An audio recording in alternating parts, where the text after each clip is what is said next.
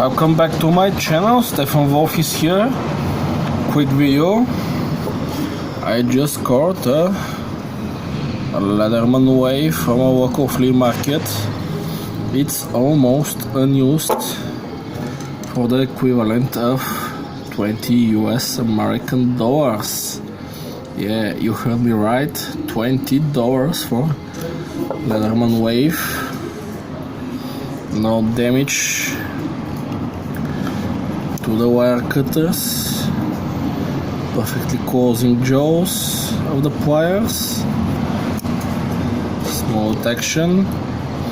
I will try to close it one hand. Yeah, a little bit stiff. Some damage to the primary edge, nothing special. We'll sharpen it. Almost unused sheep foot serrated edge. Perfect in my opinion. We have, a diamond file. Almost unused.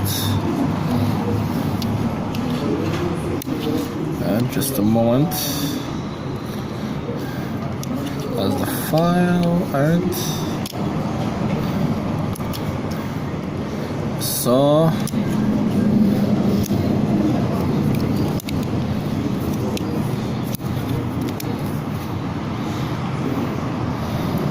Driver bit, bottle opener.